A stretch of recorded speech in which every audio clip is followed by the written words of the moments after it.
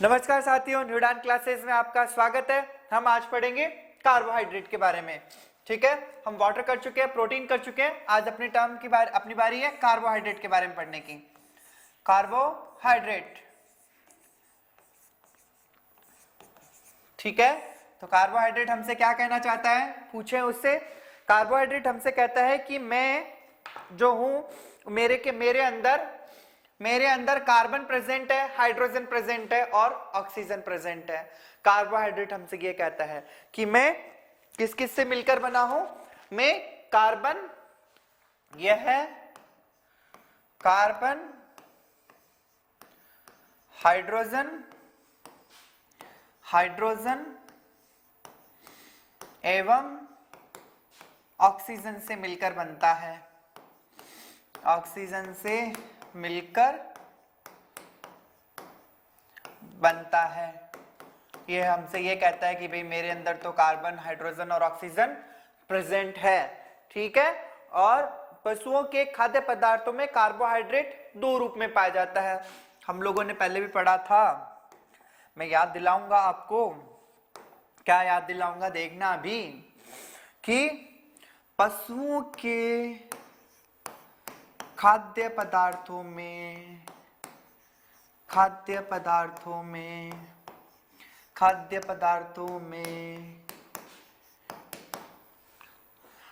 Carbohydrate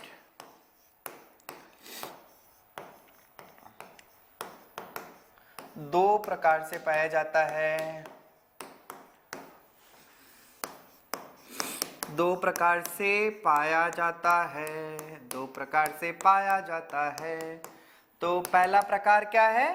पहला प्रकार है क्रूड फाइबर के रूप में। क्रूड फाइबर के रूप में, CF के रूप में। और जो दूसरा है वह है नॉन NF के रूप में, है नाइट्रोजन फ्री एक्सट्रैक्ट के रूप में। वो क्या है? नाइट्रोजन फ्री एक्सट्रैक्ट के रूप में।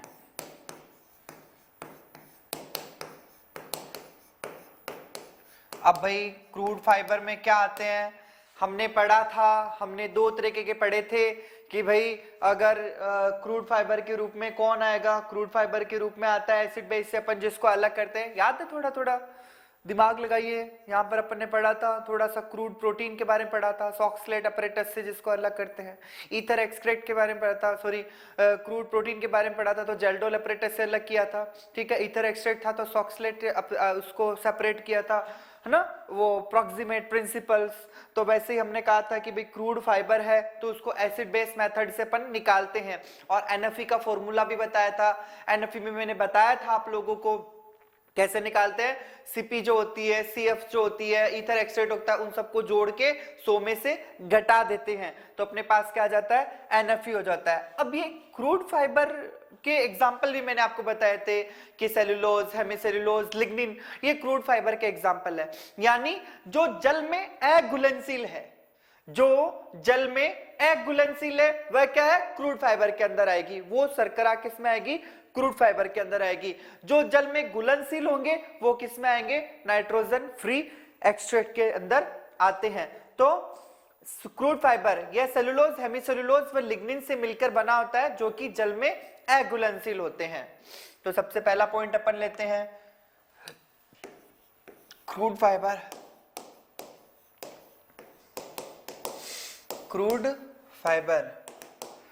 यह जल में अघुलनशील होते हैं। जल में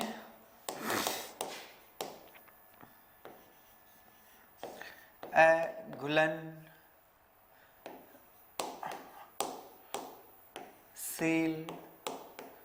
होते हैं। ये क्या होते हैं? जल में अघुलनशील होते हैं। एग्जाम्पल क्या है? Cellulose, hemicellulose, lignin. ठीक है, सेल्यूलोज, हेमिसेलुलोज और लिग्निन क्या है, इसके एग्जाम्पल है, किसके, क्रूड फाइबर CF के। और किस किस से पाया जाता है, जैसे तूड़ी के अंदर 40 से 45% और हरे चारे में 20 से 30%। तो तूड़ी में कितना होगा,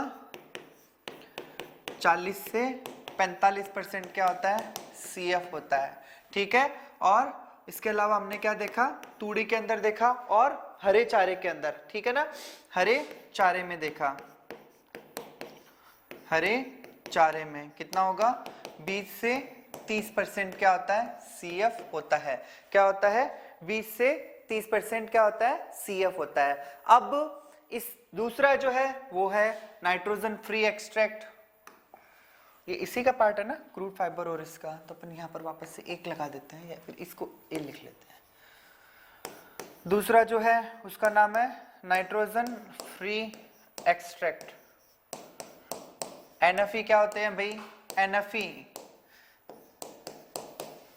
ठीक है, ये जल में घुलनशील होते हैं, यह जल में घुलनशील होते हैं, में घुलनशील, वो क्या थे, और ये क्या है, घुलनशील होते हैं, यह जल में घुलनशील होते हैं। बस छोटी छोटी सी बातें हैं इसके अंदर कि NFE जो होते हैं वह जल में क्या होते हैं, घुलनशील होते हैं। इसमें जल में घुलनशील शर्कराएं आती है, खासकर स्टार्च, शुगर, फ्रक्टोज, ग्लूकोज आदि। जैसे इसके एग्जांपल है स्टार्च, फ्रक्टोज, ग्लूकोज, ठीक है ना, स्टार्च, फ्रक्टोज, सुक्रोज, ग्लूकोज, ये भी एग्जांपल में ले लो, सुक्रोज भी ले लो, ठीक है। तो ये सारी शर्कराएं किसके अंदर आती है, नाइट्रोजन फ्री एक्सट्रैक्ट के अंदर आती है, ठीक है। तो अपन देखते हैं विभिन्न खाद्य पदार्थों में NFE की मात्रा।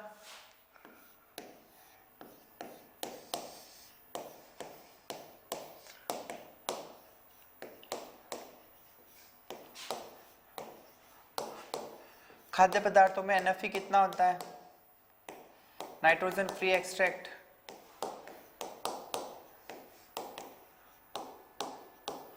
कार्बोहाइड्रेट की मात्रा को बताएगा ये, ठीक है ना।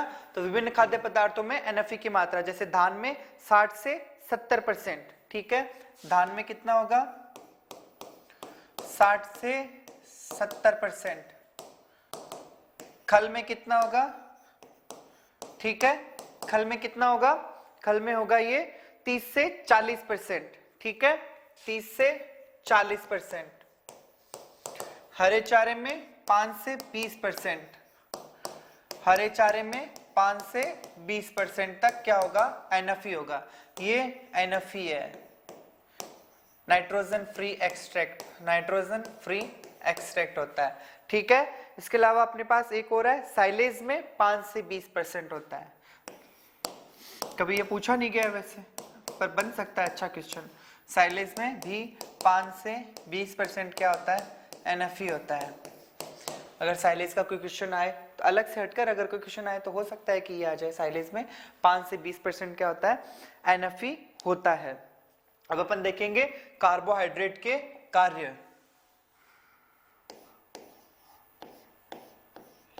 कार्बोहाइड्रेट के कार्य,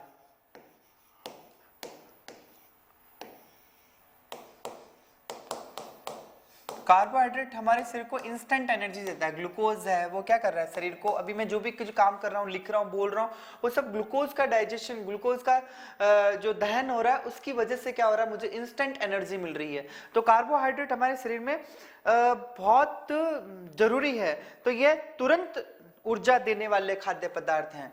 यह है तुरंत, जैसे मैं आपसे बात कर रहा हूँ, सब चीजें इस ग्लूकोज के माध्यम से हो रही है, ठीक है। तो यह तुरंत ऊर्जा देने वाले खाद्य पदार्थ है, तुरंत ऊर्जा देने वाले, फौरन ऊर्जा देते हैं अपन को। पचेंगे, पचने के बाद कोशिका के पास जाएंगे, शरीर में क्या होगा, कार्बोहाइड्रेट गया है स्टार्च के रूप में, स्टार्च क्या होगा, फिर अपने स्टमक के अंदर उसका डाइजेशन होगा, स्टमक या फिर इंटेस्टाइन में डाइजेशन होगा, डाइजेशन होने के बाद स्मॉल इंटेस्टाइन से वह ब्लड के अंदर एब्जॉर्ब होगा, और एब्जॉर्ब होने के बाद वह सीधे कोशिकाओं के पास जाएगा, और सीधे कोशिकाएं क्या करेगी, उससे एटीपी का निर्माण करेगी। तो यह तुरंत ऊर्जा देने वाले खाद्य पदार्थ हैं। तुरंत ऊर्जा देने वाले खाद्य पदार्थ हैं। ठीक है, अब सेकंड, ये तुरंत ऊर्जा देने वाले खाद्य पदार्थ हैं। ये एकमात्र खाद्य पदार्थ है जो शरीर के तापमान को भी नियंत्रित करते हैं।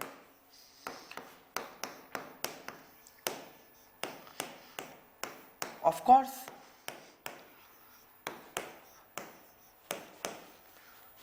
ये एकमात्र खाद्य पदार्थ हैं जो शरीर के तापमान को नियंत्रित करते हैं।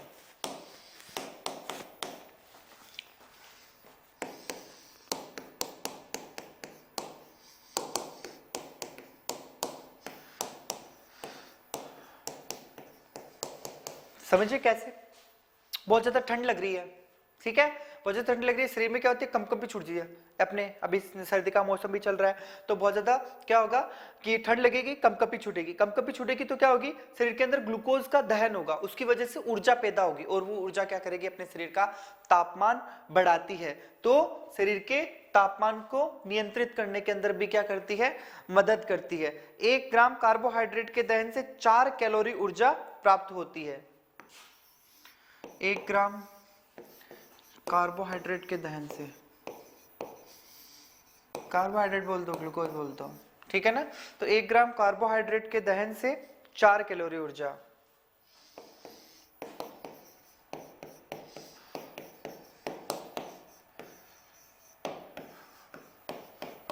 ऊर्जा पैदा होती है। ओके, यह है रक्त का, किसका, रक्त का, और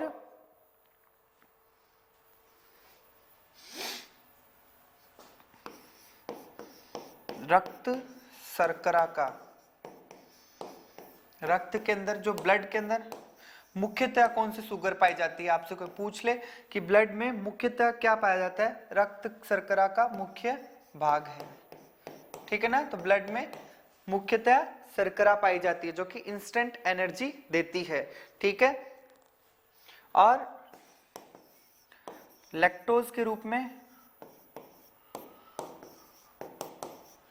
लैक्टोज के रूप में मिल्क में प्रेजेंट होती है। लैक्टोज के रूप में किसमें प्रेजेंट होती है, मिल्क में भी प्रेजेंट रहती है, मिल्क में भी उपस्थित रहती है, ठीक है ना। तो ये हो गए इसके फंक्शन। इसके बाद में अपन पढ़ेंगे इसका वर्गीकरण, ठीक है ना। तो अब जब अपन इसका वर्गीकरण पढ़ेंगे किसका, कार्बोहाइड्रेट का, तो अपन एक बार छोटा सा ऊपर लिख लेते हैं, कार्बोहाइड्रेट का वर्गीकरण, कार्बोहाइड्रेट का वर्गीकरण, करण करण करण करण, मेरे करण अर्जुन, दूसरा और तीसरा, 3। तो एक होता है मोनोसैकेराइड, मोनोसैकेराइड, मोनोसैकेराइड। दूसरा होता है डाइसैकेराइड और ओलिगोसैकेराइड, ओलिगोसैकेराइड। और तीसरा होता है, वह होता है पॉलीसैकेराइड, पॉलीसैकेराइड, ठीक है। और पॉलीसैकेराइड को फिर से 2 भागों के अंदर बांटा जाता है, ओके। उसमें एक होता है होमोपॉलीसैकेराइड, होमोपोली, ठीक है, सैकेराइड, और दूसरा है हेटेरोपॉलीसैकेराइड। समझाऊंगा आपको, अभी आप देखते जाओ। पॉलीसैकेराइड एग्जाम्पल के रूप में देखिए, बहुत ध्यान से देख लो, ये ग्लूकोज है, ग्लूकोज का एक अणु, ग्लूकोज का एक अणु, ये क्या है, एक एग्जाम्पल के रूप में बता रहा हूं आपको, ठीक है ना। ये है मोनोसैकेराइड, मोनो मतलब एक, एक शर्करा का अणु, मोनोसैकेराइड। अगर अकेला ही कोई ग्लूकोज या फ्रक्टोज अकेला प्रेजेंट है तो वो क्या है, मोनोसैकेराइड है। अगर मैंने 2 ग्लूकोज को आपस में जोड़ दिया, glucose plus glucose, glucose plus glucose, दो जोड़ दिए मैंने आपस में, ठीक है ना। जैसे इसका ग्लूकोज का फॉर्मूला क्या है, C6H12O6, तो ये तो क्या है, मोनोसैकेराइड। अब दो ग्लूकोज के अणुओं को आपस में जोड़ दिया, तो ये क्या हो जाएगा, ओलिगोसैकेराइड। ओलिगोसैकेराइड या डाइसैकेराइड। डाई का मतलब क्या होता है, दो, और डाइसैकेराइड, ठीक है। अगर बहुत सारे ग्लूकोज के अणुओं को एक साथ जोड़ दिया जाए, ठीक है, C6H12O6, C6H12O6, C6H12O6, ठीक है ना, C6H12O6, ठीक है। ऐसे करके बहुत सारों को अगर एक साथ जोड़ दिया जाए, मतलब glucose plus glucose plus glucose plus glucose plus glucose, तो वो सारे क्या हो जाएंगे, पॉलीसैकेराइड हो जाएंगे, पॉलीसैकेराइड हो जाएंगे, पॉलीसैकेराइड हो जाएंगे। ध्यान रखना, अगर एक अणु है तो वह मोनोसैकेराइड है, अगर दो है तो वह क्या है, डाइसैकेराइड है, और बहुत सारे अगर एक साथ जुड़े हुए हैं तो वो क्या है, पॉलीसैकेराइड है। तो बस आपको यही ध्यान में रखना है कि मोनोसैकेराइड का एग्जांपल क्या है, मोनोसैकेराइड का एग्जांपल है जैसे ग्लूकोज, ठीक है, जैसे कि ग्लूकोज, ओके, इसका एग्जांपल है ग्लूकोज, फ्रक्टोज, है ना, ये इसके एग्जांपल है, ओके। मोनोसैकेराइड के ग्लूकोज, फ्रक्टोज, ये क्या है, इसके एग्जांपल है। इसके बाद में अपने पास आता है अपने पास आता है ओलिगोसैकेराइड। ओलिगोसैकेराइड के अंदर फिर से तीन कैटेगरीज बताई गई है, डाई या फिर ओलिगो। ओलिगो की जब अपन बात करेंगे ना, तो एक सेकंड रुकिए, आप इसको इधर से हटा लेते हैं। ओलिगो के अंदर क्या है, 2 से लेकर 10 तक होता है, जिसके इसके अंदर क्या होता है, एक अणु होता है, एक अणु, शर्करा का एक अणु, ठीक है। यहां पर 2 से 10 अणु,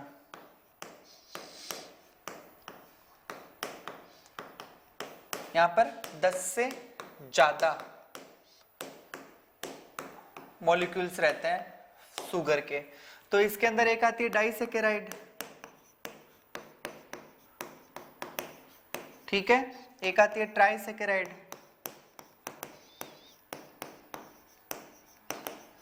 ठीक है, डाइसैकेराइड आएगी, ट्राइसैकेराइड आएगी, और एक टेट्रासैकेराइड आती है।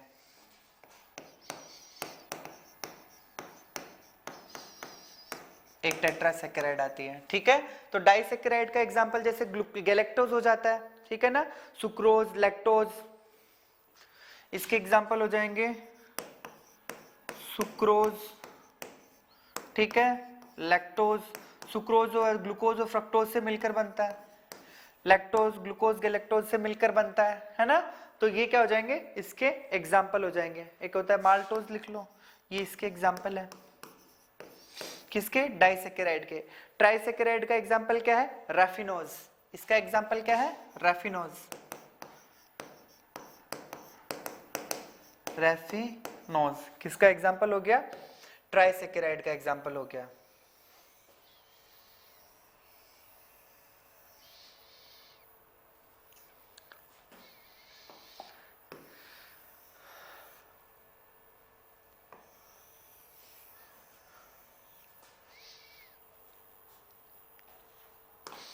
और अपने पास एक आता है टेट्रासैकेराइड,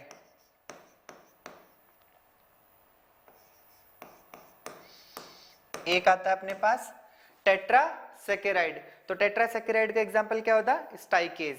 इसको अच्छे से लिख लेते हैं, थोड़ा सा गंदा गंदा सा लग रहा है, स्टाइकेज ना,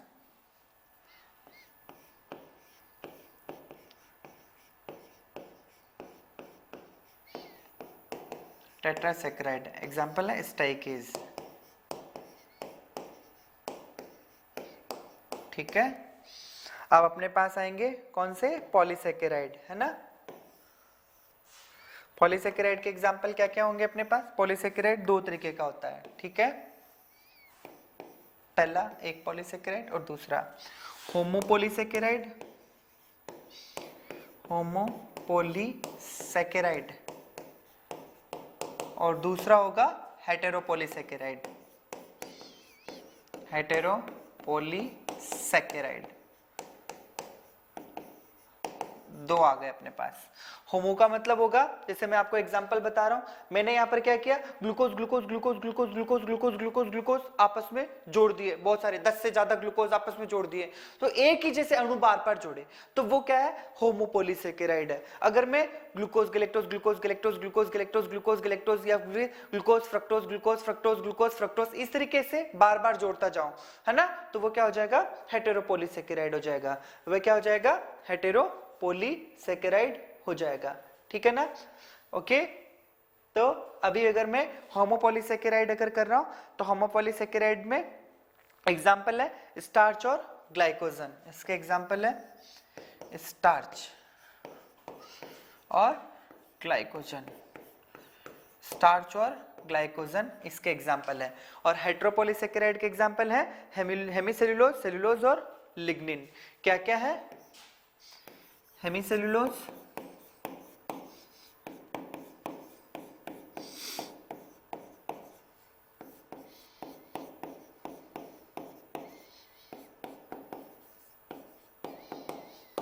लिग्निन। ठीक है, ये किसके एग्जाम्पल हो गए, इसके एग्जाम्पल हो गए किसके, कार्बोहाइड्रेट के अपने पास एग्जाम्पल्स आ गए। तो एक बार हम इसको सारे को वापस रिपीट कर लेते हैं। तो आज हमने क्या पढ़ा, कार्बोहाइड्रेट में पढ़ा। कार्बोहाइड्रेट क्या कहता है, भाई मेरे अंदर कार्बन, हाइड्रोजन और ऑक्सीजन प्रेजेंट है। ठीक है, पशुओं के खाद्य पदार्थों में दो प्रकार से कार्बोहाइड्रेट पाया जाता है, एक जो होता है जो जल में घुलनशील होता है और एक जल में अघुलनशील होता है। ठीक है, तो जो जल में घुलनशील होता है उसको अपन क्या कहते हैं, नाइट्रोजन फ्री एक्सट्रैक्ट, और जो जल में अघुलनशील होता है उसको कहते हैं क्रूड फाइबर। क्रूड फाइबर कौन कौन से होंगे, हेमीसेल्यूलोज, सेल्यूलोज, लिग्निन, और इसके अलावा जो भी है, ठीक है, ग्लूकोज हो गया, फ्रक्टोज हो गया, गैलेक्टोज हो गया, वो सब चीजें क्या है, वो सब NFE के अंदर आएगी। तो इसके अंदर क्रूड फाइबर में सेल्यूलोज, हेमीसेल्यूलोज और लिग्निन, और NFE के अंदर स्टार्च, फ्रक्टोज, ग्लूकोज, फ्रुकोज सब किसमें आएगी, इसके अंदर आएगी। विभिन्न खाद्य पदार्थों में NFE दान के अंदर 60 to 70%, खल में 30 से 40%, हरे चारे में 5 से 20 और साइलेज में भी 5 से 20% NFE मौजूद रहता है। ठीक है, कार्बोहाइड्रेट के कार्य क्या है, में इंस्टेंट एनर्जी, तुरंत ऊर्जा देने का काम जो करते हैं वो ये वाले खाद्य पदार्थ हैं।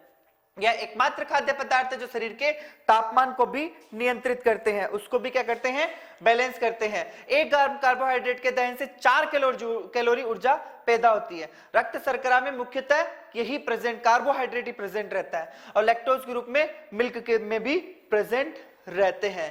ठीक है, कार्बोहाइड्रेट का वर्गीकरण मोनोसैकेराइड, ओलिगोसैकेराइड, पॉलीसैकेराइड। अगर एक शर्करा का अणु है, ठीक है, अगर एक शर्करा का अणु है तो वो क्या है, दो, इसके अंदर अपन कहेंगे 2 से 10 अणु।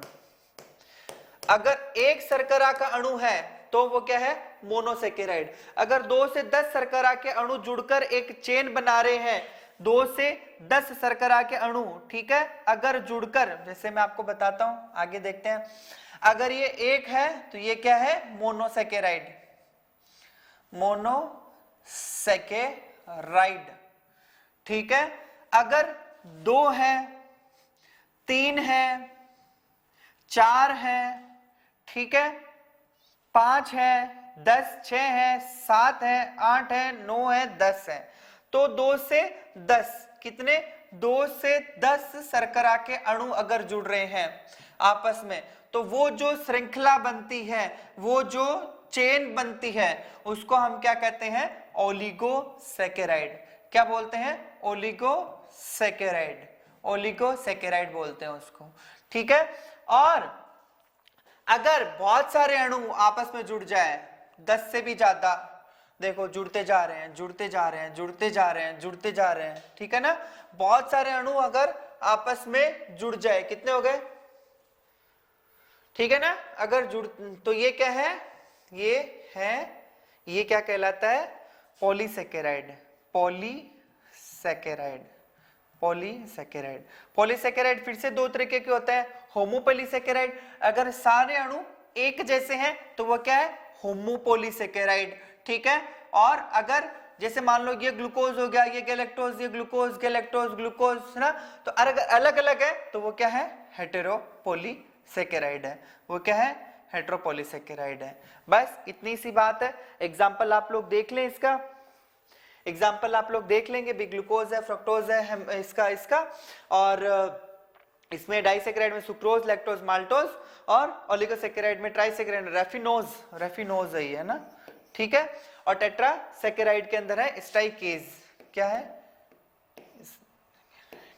स्टाइकेज, मिट गया लगता है ना। होमोपॉलीसेकेराइड का एग्जांपल है स्टार्च ग्लाइकोजन और इसका है हेमिसेलुलोज, सेलुलोज और लिग्निन का। तो इसके साथ ही अपना कार्बोहाइड्रेट भी खत्म होता है। नेक्स्ट क्लास के अंदर अपन क्या पढ़ेंगे, अपन लिपिड के बारे में पढ़ेंगे। Okay, thank you.